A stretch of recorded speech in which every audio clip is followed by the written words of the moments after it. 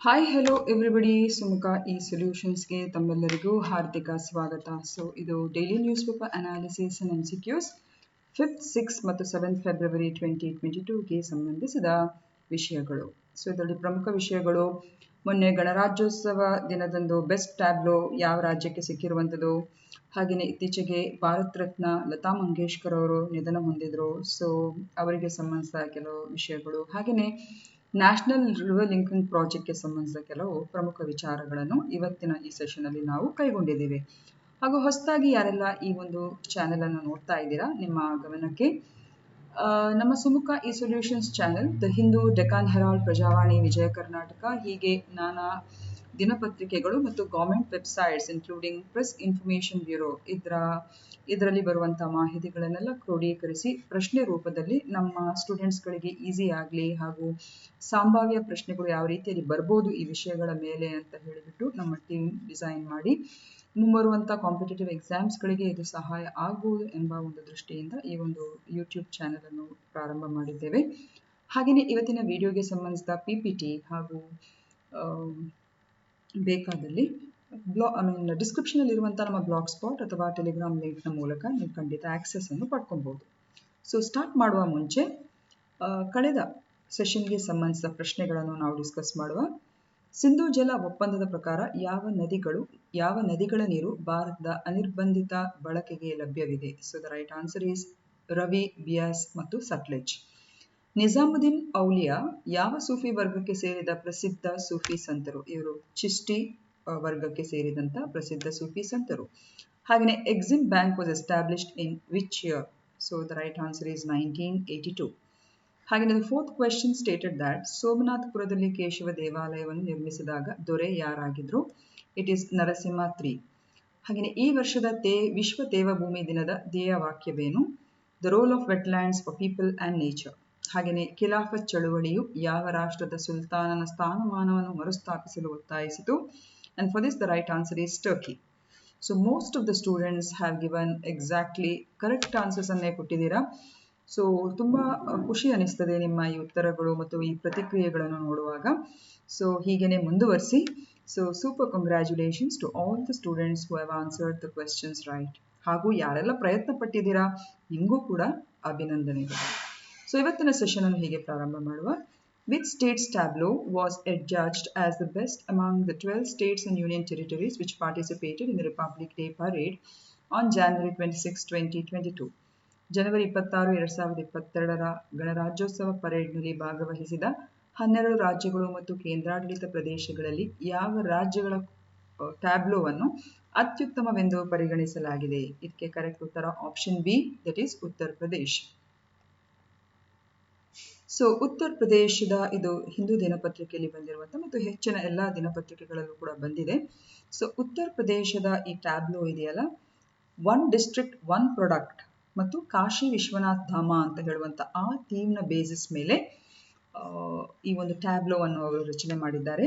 ಹಾಗೂ ಇದು 12 ರಾಜ್ಯಗಳು ಮತ್ತು ಕೇಂದ್ರಾಡಳಿತ ಪ್ರದೇಶಗಳು ಪಾರ್ಟಿಸಿಪೇಟ್ ಮಾಡಿದಂಥ ಈ ವರ್ಷದ ಟ್ಯಾಬ್ಲೋಗಳಲ್ಲಿ ಟಾಪ್ 1 ಟ್ಯಾಬ್ಲೋ ಅಥವಾ ಫಸ್ಟ್ ಪ್ಲೇಸ್ ಈ ಉತ್ತರ ಪ್ರದೇಶದ ಈ ಟ್ಯಾಬ್ಲೋಗೆ ದಕ್ಕಿದೆ. ಹಾಗೆಯೇ very happy to say that Karnataka. So Karnataka ರಾಜ್ಯದ ಥೀಮ್ ಏನು? ಇನ್ನೊಂದು ವಿಷಯ, ದಕ್ಷಿಣ ಭಾರತದಲ್ಲಿ ಕರ್ನಾಟಕ ಏಕೈಕ ರಾಜ್ಯ ಇದರ ಟ್ಯಾಬ್ಲೋ ಈ ಸಲದ ರಿಪಬ್ಲಿಕ್ ಡೇ ಪರೇಡ್ಗೆ ಆಯ್ಕೆಯಾಗಿರುವಂಥದ್ದು. ಸೊ ಅದು ಇಲ್ಲಿ ಮುಖ್ಯವಾಗಿ ನೆನ್ಪಿಟ್ಕೊಬೇಕು. ಸೊ ನಮ್ಮ ರಾಜ್ಯದ ಥೀಮ್ ಏನಾಗಿತ್ತು ಅಂತ ಹೇಳಿದ್ರೆ ಕರಕುಶಲ ವಸ್ತುಗಳ ತೊಟ್ಟಿಲು ಅಂತ ಹೇಳಿಬಿಟ್ಟು. ಓಕೆ, ಇಲ್ಲಿ ಕಮಲಾದೇವಿ ಚಟ್ಟೋಪಾಧ್ಯಾಯ ಮತ್ತು ನಮ್ಮ ರಾಜ್ಯಕ್ಕೆ ಸಂಬಂಧಿಸಿದ ಜಾಗ್ರಫಿಕಲ್ ಇಂಡಿಕೇಶನ್ ಟ್ಯಾಗ್ ಪಡೆದಂಥ ಕೆಲವೆಲ್ಲ ಕರಕುಶಲ ಉತ್ಪನ್ನಗಳು. ಸೊ ಇದನ್ನೆಲ್ಲ ಶೋಕೇಸ್ ಮಾಡಿದ್ರು. ಸೊ ಇದಕ್ಕೆ 2ನೇ ಸ್ಥಾನ ಸಿಕ್ಕಿದೆ. ಸೊ ಇದನ್ನು ಕೂಡ ನೆನ್ಪಿಟ್ಕೊಳ್ಳಿ. ಹಾಗೆಯೇ 3ನೇ ಪ್ರೈಸ್ ಯಾರಿಗೆ ಹೋಗಿರುವಂಥದ್ದು ಅಂದರೆ ಯಾವ ರಾಜ್ಯಕ್ಕೆ ಹೋಗಿರುವಂಥದ್ದು ಅಂತ ಹೇಳಿದ್ರೆ ಮೇಘಾಲಯ. ಓಕೆ, ಸೊ ಮೇಘಾಲಯ ಅವರ ಥೀಮ್ ಏನಾಗಿತ್ತು ಅಂತ ಹೇಳಿದ್ರೆ 50 years of statehood and its tribute to women-led cooperative societies and self-help groups. So 50 ವರ್ಷಗಳ ರಾಜ್ಯತ್ವ ಹಾಗೂ ಮಹಿಳೆಯರ ಪ್ರೇರಿತವಾಗಿರುವಂತಹ ಒಂದು ಸ್ವಸಹಾಯ ಗುಂಪುಗಳು ಅಥವಾ ಕೋಆಪರೇಟಿವ್ ಸೊಸೈಟೀಸ್ ಅಂತ ಹೇಳಿಬಿಟ್ಟು. ಸೊ ಆ ಥೀಮ್ನ ಮೇಲೆ it was women centric theme ಅಂತ ನಾವು ಹೇಳ್ಬೋದು ಮೇಘಾಲಯದ tableau. So this was about Meghalaya. ಈಗ ಎರಡನೇ ಪ್ರಶ್ನೆ. So far, how many times has India won the Under-19 Cricket World Cup? ಇಲ್ಲಿಯವರೆಗೆ ಭಾರತ Under-19 ಕ್ರಿಕೆಟ್ ವಿಶ್ವಕಪ್ ಅನ್ನು ಎಷ್ಟು ಬಾರಿ ಗೆದ್ದಿದೆ? And for this the right answer is option C, that is 5 ಬಾರಿ. ಇಲ್ಲಿ ನಾವು ನೋಡಬಹುದು. ಸೊ 5 ಬಾರಿ ಅಂತ ಹೇಳುವಾಗ one second. Under-19.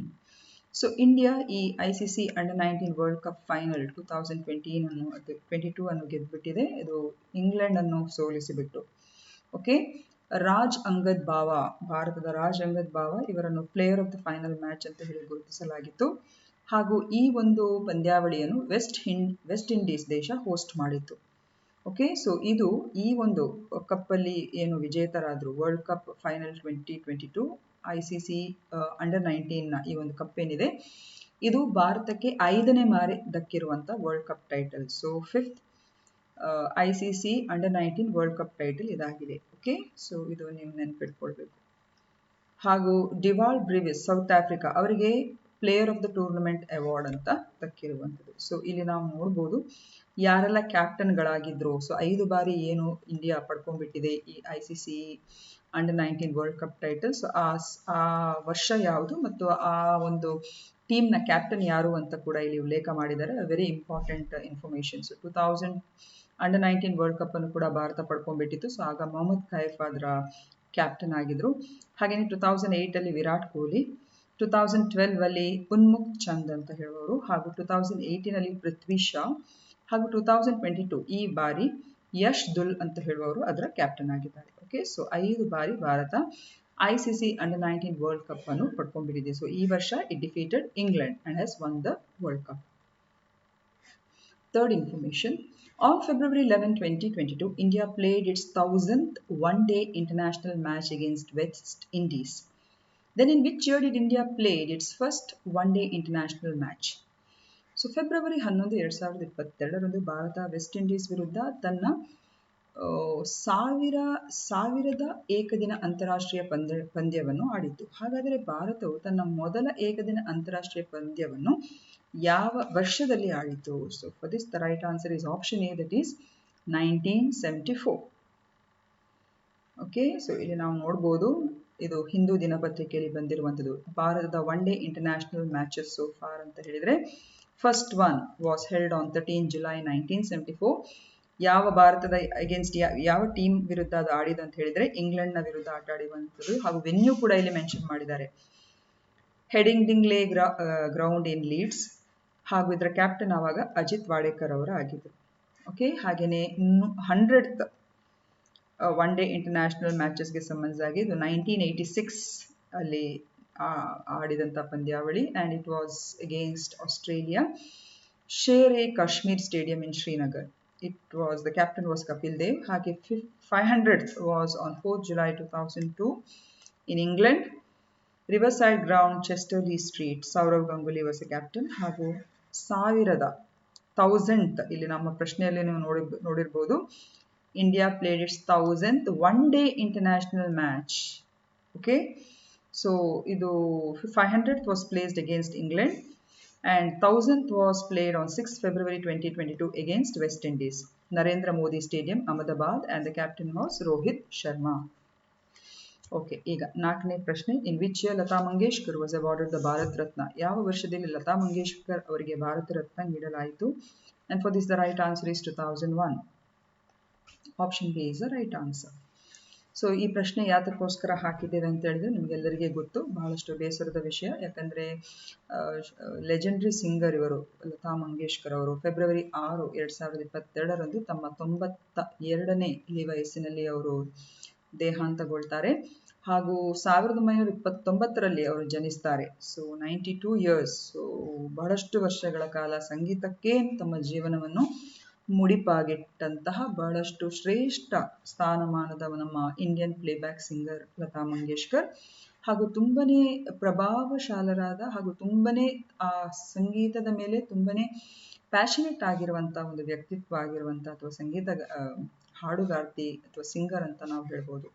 ಸೊ ಇವರ ಈ ಒಂದು ಸಂಗೀತ ಕ್ಷೇತ್ರಕ್ಕೆ ಕೊಟ್ಟಂತ ಈ ಒಂದು ಅನನ್ಯ ಸೇವೆಯಿಂದಾಗಿ ಅವರಿಗೆ ಹಲವಾರು ಪ್ರಶಸ್ತಿಗಳು ಕೂಡ ದಕ್ಕಿದೆ. 1969ರಲ್ಲಿ ಪದ್ಮಭೂಷಣ್ ಪ್ರಶಸ್ತಿ, 1989ರಲ್ಲಿ ದಾದಾ ಸಾಹೇಬ್ ಫಾಲ್ಕೆ ಪ್ರಶಸ್ತಿ, 2001ರಲ್ಲಿ ಭಾರತ್ ರತ್ನ ಪ್ರಶಸ್ತಿ. And after M.S. Subbulakshmi, okay, after M.S. Subbulakshmi, she is the second female singer to receive the Bharat Ratna. ಇದನ್ನು ಕೂಡ ನೆನಪಿಟ್ಕೊಳ್ಬೇಕು. ಸೊ ಸಂಗೀತ ಕ್ಷೇತ್ರದ ಮೊದಲ ವ್ಯಕ್ತಿ ಭಾರತ್ ರತ್ನ ಪಡೆಯುವವರು ಯಾರು ಅಂತ ಹೇಳಿದ್ರೆ it is Shrimati M.S. Subbulakshmi. And the second female singer to be awarded the Bharat Ratna is Lata Mangeshkar ji. ಹಾಗೇನೆ 2007ರಲ್ಲಿ ಇವರಿಗೆ officer of the national order of the legion of honour ಅಂತ ಹೇಳಿಬಿಟ್ಟು ಒಂದು ಪ್ರಶಸ್ತಿ ಕೂಡ ದಕ್ಕಿದೆ. ಇದು ಫ್ರಾನ್ಸ್ಗೆ ಸಂಬಂಧಿಸಿದ, ಈಗ ನಮ್ಮಲ್ಲಿ ಹೇಗೆ ಭಾರತ ರತ್ನ ಹೇಗೆ ನಮ್ಮ ಅತ್ಯುನ್ನತ ನಾಗರಿಕ ಪ್ರಶಸ್ತಿ ಏನಂತ ಕರಿತೇವೆ ನೋಡಿ, ಹಾಗೇನೆ ಫ್ರಾನ್ಸ್ನ ಅತ್ಯುನ್ನತ ನಾಗರಿಕ ಪ್ರಶಸ್ತಿ ಆಗಿರುವಂತಹ officer of the national order of the legion of honour ಅಂತ ಹೇಳುವಂತಹ ಈ ಪ್ರಶಸ್ತಿಯನ್ನು ಕೂಡ ಲತಾ ಮಂಗೇಶ್ಕರ್ ಜಿ ಅವರು ಪಡ್ಕೊಂಡ್ಬಿಟ್ಟಿದ್ದಾರೆ. ಹಾಗೇನೆ ಇನ್ನು ಕೆಲವು ವಿಶೇಷತೆ ಅಂತ ಹೇಳಿದ್ರೆ Guinness book of world record 1974ರಲ್ಲಿ ಇವರು ಗಿನ್ನಿಸ್ ಬುಕ್ ಆಫ್ ವರ್ಲ್ಡ್ ರೆಕಾರ್ಡ್ಗೆ ಇವರ ಏನು ಹೈಯೆಸ್ಟ್ ನಂಬರ್ ಆಫ್ ಹಾಡುಗಳನ್ನು ಹಾಡಿರುವ ಆ ದಾಖಲೆಯನ್ನು ಕೂಡ Guinness book of world records ಅಲ್ಲಿ ಅವರ ದಾಖಲಾತಿಗೊಳ್ತಿದೆ. And in 1980 she receives the honorary citizenship to republic of Suriname in South America. So ಅಲ್ಲಿ ಒಂದು ಗೌರವ ಪೌರತ್ವವನ್ನು ಕೂಡ ಸುರಿನಾಮ್ ಅಂತ ಹೇಳುವಂತಹ ದೇಶದವರು ಕೂಡ ಅವರಿಗೆ ಕೊಟ್ಟಿರ್ತಾರೆ. ಸೊ ಹೀಗೆ ನಾನಾ ರೀತಿಯ ಅಪ್ರಿಸಿಯೇಷನ್ ಅವರ ಈ ಒಂದು ಸಂಗೀತ ಕಲಾ ಕ್ಷೇತ್ರಕ್ಕೆ ಕೊಟ್ಟಂತಹ ಕೊಡುಗೆಗೆ ಅವರಿಗೆ ದಕ್ಕಿದೆ. 5ನೇ ಪ್ರಶ್ನೆ, during the 2022 union budget presentation the finance minister Nirmala Sitharaman announce the issuance of dash to mobilise green infrastructure resources. 2022ರ ಕೇಂದ್ರ ಬಜೆಟ್ ಮಂಡನೆ ಸಮಯದಲ್ಲಿ ಹಣಕಾಸು ಸಚಿವೆ ನಿರ್ಮಲಾ ಸೀತಾರಾಮನ್ ಅವರು ಹಸಿರು ಮೂಲ ಸೌಕರ್ಯ ಸಂಪನ್ಮೂಲಗಳನ್ನು ಸಜ್ಜುಗೊಳಿಸಲು ಏನನ್ನು ನೀಡುವುದಾಗಿ ಘೋಷಿಸಿದರು. And for this the right answer is option D, that is sovereign green bonds ಅಥವಾ ಸಾರ್ವಭೌಮ ಹಸಿರು ಬಾಂಡ್ಗಳು ಅಂತ ಹೇಳುವಂಥದ್ದು, sovereign green bonds.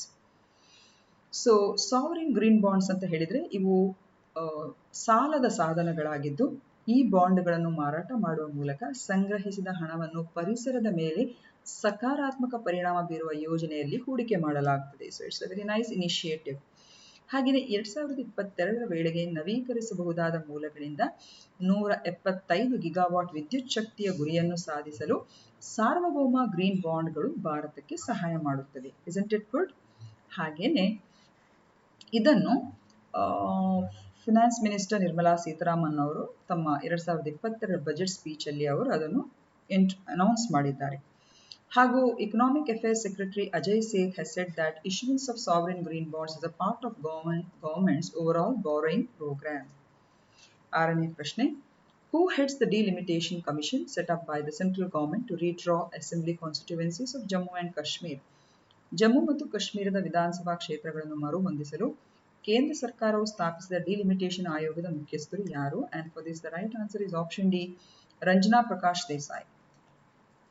This is also a very important question. So Jammu Kashmir delimitation ಕಮಿಷನ್ನ ಈ ಒಂದು ಆಯೋಗವನ್ನು ಸುಪ್ರೀಂ ಕೋರ್ಟ್ನ ರಿಟೈರ್ಡ್ ಜಡ್ಜ್ ಆಗಿರುವಂತಹ ಜಸ್ಟಿಸ್ ರಂಜನಾ ಪ್ರಕಾಶ್ ದೇಸಾಯಿ ಅವರ ನೇತೃತ್ವದಲ್ಲಿ ರಚನೆ ಮಾಡಲಾಯಿತು. ಹಾಗೂ ಈ ಆಯೋಗವು ಕೆಲವೆಲ್ಲ ಒಂದು ರೀತಿಯ ಶಿಫಾರಸುಗಳನ್ನು ಕೊಟ್ಟಿದೆ. ಒಂದು ಏನಂತ ಹೇಳಿದ್ರೆ ಸರಿಸುಮಾರು 6 ಸೀಟುಗಳನ್ನು ಜಮ್ಮು ಡಿವಿಷನ್ ಅಲ್ಲಿ ಹೆಚ್ಚುವರಿ ಮಾಡಲಿಕ್ಕೆ ಮತ್ತು ಕಾಶ್ಮೀರ ಡಿವಿಷನ್ ಅಲ್ಲಿ ಒಂದು ಹೆಚ್ಚುವರಿ ಸೀಟನ್ನು ಎನ್ಹಾನ್ಸ್ ಮಾಡಲಿಕ್ಕೆ. ಅಂಡ್ ಇದರಿಂದಾಗಿ ಜಮ್ಮು ಕಾಶ್ಮೀರದ ಟೋಟಲ್ ಸೀಟ್ಸ್ 90ಕ್ಕೆ ರೈಸ್ ಆಗ್ತದೆ. ಹಾಗೆಯೇ 16 ಸೀಟ್ಗಳಲ್ಲಿ ಶೆಡ್ಯೂಲ್ ಕಾಸ್ಟ್ ಮತ್ತು ಶೆಡ್ಯೂಲ್ ಟ್ರೈಬ್ಗಳಿಗೆ ಈ 90 ಸೀಟ್ಗಳಲ್ಲಿ ಮೀಸಲಿಡಬೇಕು. ಹಾಗೂ ಜಮ್ಮು ಕಾಶ್ಮೀರ್ ಡಿಲಿಮಿಟೇಷನ್ ಕಮಿಷನ್ ಈ 2011ನೇ ಜನಗಣತಿಯನ್ನು ಈ ಒಂದು ಹೊಸ ಸೀಟ್ಸ್ಗಳ ಕಾರ್ವೇಷನ್ಗೋಸ್ಕರ ಅದನ್ನು ಬಳಸಿದೆ. 7ನೇ ಪ್ರಶ್ನೆ, what is the idea behind the national river linking project? ರಾಷ್ಟ್ರೀಯ ನದಿ ಜೋಡಣೆಯ ಯೋಜನೆಯ ಹಿಂದಿನ ಕಲ್ಪನೆ ಏನು? ಸೊ ಇದಕ್ಕೆ ಕರೆಕ್ಟ್ ಉತ್ತರ, it aims for equitable distribution of river waters in India. ಇದು ಭಾರತದಲ್ಲಿ ನದಿ ನೀರಿನ ಸಮಾನ ಹಂಚಿಕೆಯ ಗುರಿಯನ್ನು ಹೊಂದಿದೆ. ಸೊ ಇದೊಂದು ನದಿ ನೀರಿನ ಸಂಪರ್ಕದ ಅಂದ್ರೆ ರಾಷ್ಟ್ರೀಯ ಮಟ್ಟದ ಈ ಒಂದು ನದಿ ನೀರಿನ ಸಂಪರ್ಕದ ಒಂದು ಹಿಂದಿನ ಚಿಂತನೆ ಅನ್ನೋದು ನಾವು ತಕ್ಕ ಮಟ್ಟಿಗೆ ಸ್ವಲ್ಪ ಅರ್ಥ ಮಾಡ್ಕೊಳ್ಳುವ. ನದಿಗಳ ಪರಸ್ಪರ ಜೋಡಣೆಯ ಹಿಂದಿನ ಕಲ್ಪನೆ ಎಂದರೆ ದೇಶದ ಅನೇಕ ಭಾಗಗಳು ಬರಗಾಲದ ಸಮಸ್ಯೆಗಳನ್ನು ಎದುರಿಸುತ್ತಿದ್ರೆ ಇನ್ನೂ ಅನೇಕ ಇನ್ನು ಅನೇಕ ಅಂದರೆ ನಮ್ಮ ಜನಸಂಖ್ಯೆ ಪ್ರತಿ ವರ್ಷ ಪ್ರವಾಹದ ಸಮಸ್ಯೆಯನ್ನು ಕೂಡ ಎದುರಿಸ್ತಾರೆ. ಸೊ ಇಂಡೋ ಗಂಗಾ ನದಿಗಳು ಮಳೆ ಮತ್ತು ಹಿಮಾಲಯ ಹಿಮನದಿಗಳಿಂದ ಪೋಷಿಸಲ್ಪಟ್ಟ ಇರುವುದರಿಂದ ಅವುಗಳನ್ನು ಪೆರಿನಿಯಲ್ ನದಿಗಳು ಅಥವಾ ಚಿರಸ್ಥಾಯಿ ನದಿಗಳು ಅಂತ ಹೇಳುವಂಥದ್ದು. ಅಂದರೆ they are always flowing with water. ಆದರೆ ಭಾರತದಲ್ಲಿನ ಪರ್ಯಾಯ ದ್ವೀಪದ ನದಿಗಳು ಕಾಲೋಚಿತವಾಗಿವೆ. ಅಂದರೆ ದೇ ಆರ್ ಸೀಸನಲ್ ಅಂತ ನಾವು ಹೇಳ್ಬೋದು. ಕಾಲೋಚಿತ ಅಂತ ಹೇಳಿದ್ರೆ ಸೀಸನಲ್ ರಿವರ್ಸ್ ಅಂತ ಹೇಳುವಂಥದ್ದು. ಯಾಕಂದ್ರೆ ಅವು ಮುಖ್ಯವಾಗಿ ನೈಋತ್ಯ ಮಾನ್ಸೂನ್ಗಳಿಂದ ಮಳೆ ಆಶ್ರಿತವಾಗಿವೆ. ಸೊ ಪೆರಿನಿಯಲ್ ರಿವರ್ಸ್ ಮತ್ತು ಸೀಸನಲ್ ರಿವರ್ಸ್ಗಳ ಬಗ್ಗೆ ನಿಮಗೆ ಹಿಂದೆ ಹೈಸ್ಕೂಲ್ಗಳಲ್ಲೆಲ್ಲ ನೀವು ಓದಿರ್ತೀರ. ಸೊ ಈ ಕಾರಣದಿಂದಾಗಿ ಏನಾಗ್ತದೆ, ಇಂಡೋ ಗಂಗಾ ಬಯಲು ಪ್ರದೇಶಗಳು ಪ್ರವಾಹದಿಂದ ಬಳಲಿದ್ರೆ ಪರ್ಯಾಯ ದ್ವೀಪದ ರಾಜ್ಯಗಳು ಬರಗಾಲದಿಂದ ಬಳಲುತ್ತವೆ. ಈ ಹೆಚ್ಚುವರಿ ನೀರನ್ನು ಬಯಲು ಪ್ರದೇಶದಿಂದ ಪರ್ಯಾಯ ದ್ವೀಪಕ್ಕೆ ತಿರುಗಿಸಲು ಸಾಧ್ಯವಾದರೆ ಪ್ರವಾಹ ಮತ್ತು ಬರಗಾಲದ ಸಮಸ್ಯೆಯನ್ನು ದೊಡ್ಡ ಪ್ರಮಾಣದಲ್ಲಿ ಪರಿಹರಿಸಬಹುದು ಎಂಬುದು ಇದರ ಮುಖ್ಯ ಉದ್ದೇಶ. ಆದ್ದರಿಂದ ನದಿಗಳ ಪರಸ್ಪರ ಜೋಡಣೆಯು ಭಾರತದಲ್ಲಿ ನದಿ ನೀರಿನ ಸಮಾನ ಹಂಚಿಕೆಯನ್ನು ತರುತ್ತದೆ. ಈ ಕಾರಣದಿಂದಾಗಿ ಭಾರತ ಸರ್ಕಾರ ರಾಷ್ಟ್ರೀಯ ನದಿ ಜೋಡಣೆ ಯೋಜನೆಯನ್ನು ಕಲ್ಪಿಸಿದೆ. ಸೊ ಇದರ ಮುಖ್ಯ ಉದ್ದೇಶ ನೀವು ಗಮನದಲ್ಲಿ ಇಟ್ಕೊಳ್ಬೇಕು. ಇಂಟರ್ಲಿಂಕಿಂಗ್ ಆಫ್ ರಿವರ್ ವಾಟರ್ಸ್ನ ಬಗ್ಗೆ ನಿಮಗೆ ಪರೀಕ್ಷೆಯಲ್ಲಿ ಎಸ್ಸೆ ಬರೀಲಿಕ್ಕೆ ಅಥವಾ ಏನಾದರೂ ಈ ರೀತಿ ಪ್ರಬಂಧ ಬರೀಲಿಕ್ಕೆ ಕೇಳಿದ್ರು ಕೂಡ ಈ ಹಿನ್ನೆಲೆಯನ್ನು ನೀವು ನೀಟಾಗಿ ಡಿಸ್ಕ್ರೈಬ್ ಮಾಡಬಹುದು. ಸೊ ಈ ಪ್ಯಾಸೇಜ್ ತುಂಬಾನೇ ನೀಟಾಗಿ ಇದನ್ನು ನಾವು ನಿಮಗೆ ಕೊಡ್ತಾ ಇದ್ದೇವೆ. ಈಗ ಸೊ ನದಿ ನೀರಿನ ಜೋಡಣೆಯ ಯೋಜನೆಯನ್ನು ಪ್ರಮುಖವಾಗಿ ಇದರ ಒಂದು ಟೋಟಲ್ ರೂಪುರೇಷೆ ಹೇಗಿದೆ ಅಂತ ಹೇಳಿದ್ರೆ, ಈ ಯೋಜನೆಯು ಸುಮಾರು 3000 ಶೇಖರಣಾ ಅಣೆಕಟ್ಟುಗಳ ಜಾಲದ ಮೂಲಕ ಭಾರತದ 37 ನದಿಗಳನ್ನು ಪರಸ್ಪರ ಜೋಡಿಸುವ ಮೂಲಕ ನೀರಿನ ಹೆಚ್ಚುವರಿ ಜಲಾನಯನದಿಂದ ನೀರಿನ ಕೊರತೆಯ ಜಲಾನಯನ ಪ್ರದೇಶಕ್ಕೆ ನೀರನ್ನು ವರ್ಗಾಯಿಸಲು ಯೋಜಿಸಿದೆ. A very important piece of information. So 3000 storage dams ಅಥವಾ ಶೇಖರಣಾ ಅಣೆಕಟ್ಟುಗಳ ಒಂದು ನೆಟ್ವರ್ಕ್ ಅನ್ನು ಅವರು 37 ನದಿಗಳ ಒಂದು ಪರಸ್ಪರ ಜೋಡಣೆಗೆ ಈ ಒಂದು ಸ್ಕೆಚ್ ಅನ್ನು ಅವರು ಹಾಕಿದ್ದಾರೆ. ಹಾಗೂ ಈ ಯೋಜನೆಯಲ್ಲಿ 2 ಪ್ರಮುಖ ಕಾಂಪೊನೆಂಟ್ಗಳಿವೆ. ಒಂದು ಹಿಮಾಲಯನ್ ಘಟಕದ ನದಿಗಳು ಮತ್ತು ಪೆನಿನ್ಸುಲಾರ್ ಅಥವಾ ಪರ್ಯಾಯ ದ್ವೀಪ ಭಾಗದ ನದಿಗಳು. ಸೊ ಹಿಮಾಲಯನ್ ಕಾಂಪೊನೆಂಟ್ ಅಲ್ಲಿ ಏನೆಲ್ಲ ಇವೆ ಅಂತ ಹೇಳಿದ್ರೆ, ಗಂಗಾ ಮತ್ತು ಬ್ರಹ್ಮಪುತ್ರ ನದಿಗಳು ಮತ್ತು ಅವುಗಳ ಉಪನದಿಗಳ ಮೇಲೆ ಶೇಖರಣಾ ಅಣೆಕಟ್ಟುಗಳನ್ನು ನಿರ್ಮಿಸುವುದು. ಓಕೆ, ಯಾಕಂದ್ರೆ ಹಿಮಾಲಯನ್ ನದಿಗಳು ಅಂತ ಹೇಳುವಾಗ ಮುಖ್ಯವಾಗಿ ಎದ್ದು ಕಾಣುವಂಥದ್ದು ಗಂಗಾ ಬೇಸಿನ್ ಮತ್ತು ಬ್ರಹ್ಮಪುತ್ರ ಜಲಾನಯನ ಅಥವಾ ನದಿಗಳು ಮತ್ತು ಅದರ ಟ್ರಿಬ್ಯೂಟರೀಸ್. ಒಂದು ಕಡೆ ಇದು ಗಂಗಾ ಮತ್ತು ಬ್ರಹ್ಮಪುತ್ರ ಜಲಾನಯನ ಪ್ರದೇಶಗಳನ್ನು ಮಹಾನದಿ ಜಲಾನಯನ ಪ್ರದೇಶಕ್ಕೆ ಸಂಪರ್ಕಿಸುವ ಗುರಿಯನ್ನು ಹೊಂದಿದೆ. ಸೊ ಈ ಭಾಗದ ಗಂಗಾ ನದಿ ಮತ್ತು ಮಹಾನದಿ ಈ ಕಡೆನೇ ಇದೆ, ಹೌದಾ ಅಲ್ವಾ? ಸೊ ಅದಕ್ಕೆ ಸಂಪರ್ಕಿಸುವಂತಹ ಒಂದು ಯೋಜನೆಯನ್ನು ಹೊಂದಿದ್ದಾರೆ.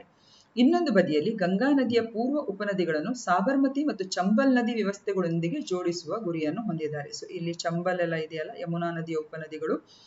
ಸೊ ಅದರೊಟ್ಟಿಗೆ ಈ ಕಡೆ ಸಬರ್ಮತಿ ಮತ್ತೆ ಗುಜರಾತ್, ರಾಜಸ್ಥಾನ್ ಈ ಭಾಗದಲ್ಲಿ ಅದಕ್ಕೆ ಕನೆಕ್ಟಿವಿಟಿ ಮಾಡುವಂತಹ ಉದ್ದೇಶವನ್ನು ಹೊಂದಿದ್ದಾರೆ. ಪೆನಿನ್ಸುಲರ್ ಕಾಂಪೊನೆಂಟ್ ಅಲ್ಲಿ ಏನ್ ಮಾಡ್ಲಿಕ್ಕಿದ್ದಾರೆ, ರಾಷ್ಟ್ರೀಯ ನದಿ ಜೋಡಣೆ ಯೋಜನೆಯು ಈ ಘಟಕವು ದಕ್ಷಿಣ ಭಾರತದ 16 ನದಿಗಳ ಜೋಡಣೆಯನ್ನು ಕಲ್ಪಿಸುತ್ತದೆ. ಈ ಘಟಕದ ಅಡಿಯಲ್ಲಿ 4 ಉಪಘಟಕ ಸಂಪರ್ಕಗಳಿವೆ. ಒಂದು, ಮಹಾನದಿ ಮತ್ತು ಗೋದಾವರಿ ನದಿ ಜಲಾನಯನ ಪ್ರದೇಶಗಳನ್ನು ಕಾವೇರಿ, ಕೃಷ್ಣ ಮತ್ತು ವೈಗೈ ನದಿ ವ್ಯವಸ್ಥೆಗಳಿಗೆ ಜೋಡಿಸುವಂಥದ್ದು. ಕೇನ್ ನದಿಯನ್ನು ಬೆಟ್ವಾ ನದಿ ಮತ್ತು ಪರ್ಬತಿ ಮತ್ತು ಕಲಿಸಿನ್ ನದಿಗಳನ್ನು ಚಂಬಲ್ ನದಿಗೆ ಸಂಪರ್ಕಿಸುವಂಥದ್ದು. ಒಂದು ಈ ಕಡೆ, ಒಂದು ಹೀಗೆ ಬರ್ತದೆ. ತಾಪಿಯ ದಕ್ಷಿಣಕ್ಕೆ ಹರಿಯುವ ನದಿಗಳನ್ನು ಬಾಂಬೆಯ ಉತ್ತರದಲ್ಲಿ ನದಿಯುವ ಹರಿವುಗಳಿಗೆ ಸಂಪರ್ಕಿಸುವಂಥದ್ದು. ಸೊ ತಾಪಿ ನದಿ ಈ ಕಡೆ ಕಾಂಪೊನೆಂಟ್ ಇದೆ. ಇನ್ನೊಂದು, ಪಶ್ಚಿಮಕ್ಕೆ ಹರಿಯುವ ಕೆಲವು ನದಿಗಳನ್ನು ಪೂರ್ವಕ್ಕೆ ಹರಿಯುವ ನದಿಗಳಿಗೆ ಜೋಡಿಸುವಂಥದ್ದು. ಒಂದು ಹೀಗೆ, ಒಂದು ಹೀಗೆ.